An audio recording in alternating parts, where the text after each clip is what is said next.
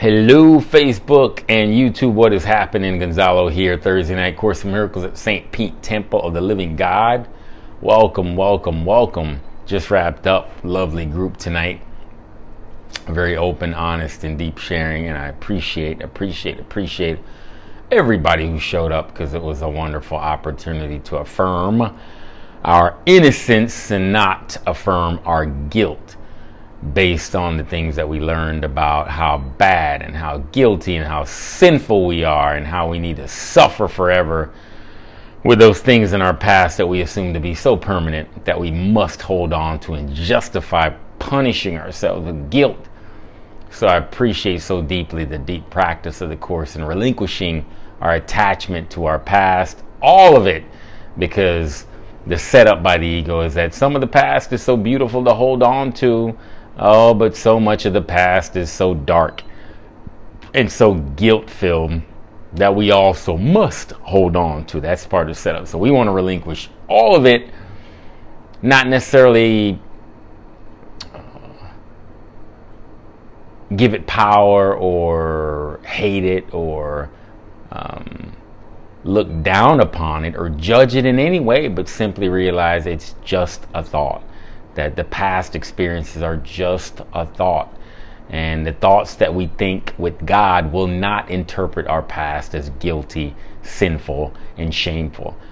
And the thoughts that we think with our ego will most definitely interpret those past experiences permanent, affixated in time and in our minds and in our hearts, for us to hold on to all of the negative experiences along with the positive experiences mixed in, just to keep us honest, right? So that's where the ego setup lies. So remember, the only rule of sharing is that you don't have to believe, agree, or accept anything I'm talking about. We are only here to share in a way that is most genuine of the way Holy Spirit wants to come through and share about the Course in Miracles, and that what Jesus in the Course in Miracles is sharing to us. 2, we invite you, if you're led and are comfortable to know that this is safe space to open up and share any guilty or any shameful thoughts that you've been burdened by, that you've been carrying for a while, that are really weighing you down, because you can know with certainty that this is a place of non-judgment and non-condemnation for anything that we feel we need to open up about. And I know this is video, but it's so important for us to carve out the intention in our minds and in our hearts to open up the spirit, to open up and expose any dark areas of specialness, to open up with spirit, with a deep, deep sense of inner honesty, and expose any dark areas of guilt or shame that we've been harboring that are really weighing us down. Really, the openness needs to come primarily with spirit, and the honesty, the stark honesty needs to come with spirit, and to clarify with deep honesty the things that have been weighing us down with guilt and shame, and to ask to be led with those things. And you will be led on how to open up and how to share, and that looks a lot of different ways for different people, but for many of us it involves opening up with those burdens, with a trusted brother and sister that we can trust to affirm our innocence and not affirm our guilt. Not that they will always like what we have to share. That's important, especially when it comes to special partners.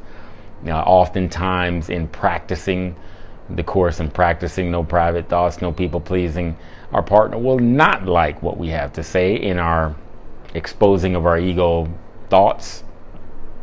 But it's so essential to reaffirm within ourselves, with spirit, our innocence in relinquishing those things. It's only a step. It's only an intermediate step. It will only take us so far, and then we just finally get reaffirmed with the decision that we are the perfect light of God, and we're not the guilty SOBs that we were taught that we were, that has to hold on to the guilt and the shame of the past.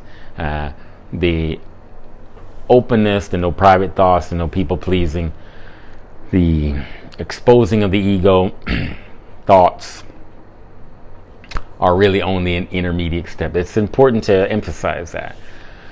that the practicing no private thoughts with those burdens is only an intermediate step to take us so far until our willingness is so strong and so determined and so clear, so unmistakably clear of our true identity and spirit that we no longer need to do that.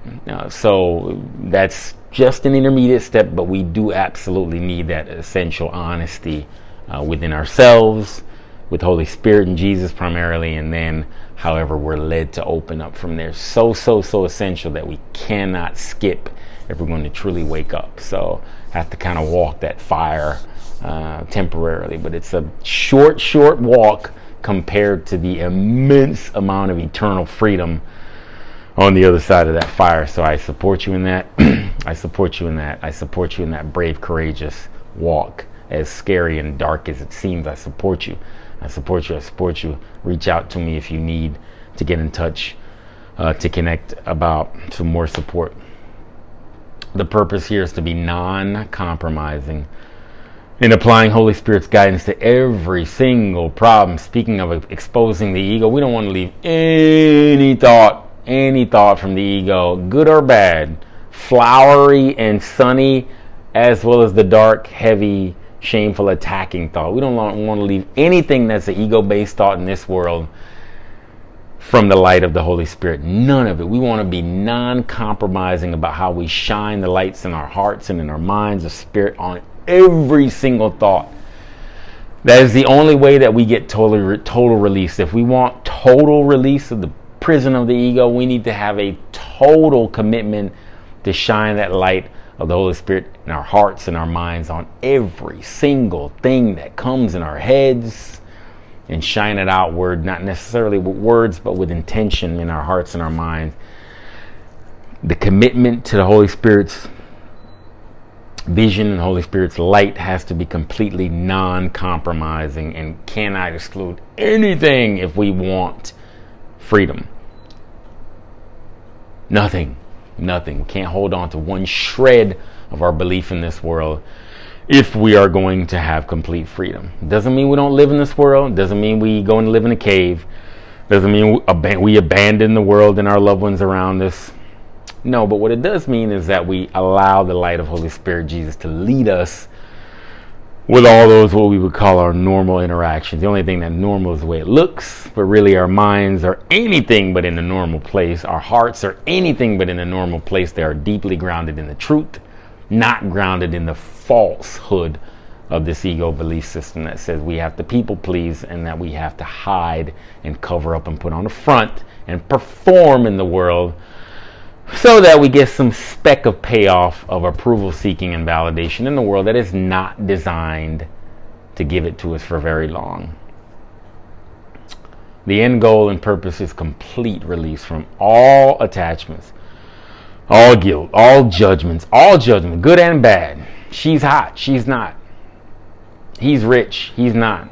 He's good, he's bad. I'm good, I suck. We want release from all worldly judgments of the ego, all of them.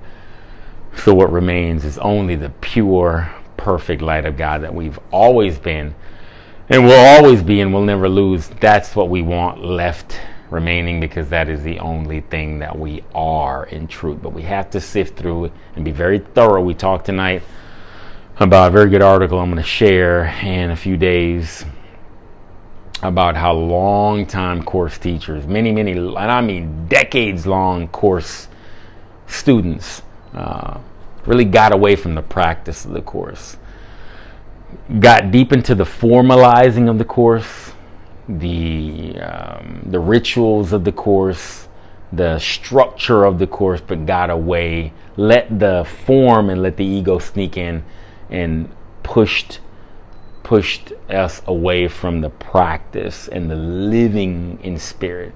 And we don't ever want to do that. We don't want to take our foot off the gas with Holy Spirit, with Jesus, to be completely non-compromising and not exclude any thought in this world from having that light in our minds and our hearts. That's how dedicated and consistent and committed we are, that we want to be to allowing the Holy Spirit's light to overtake and overwhelm us, because the ego will sneak in.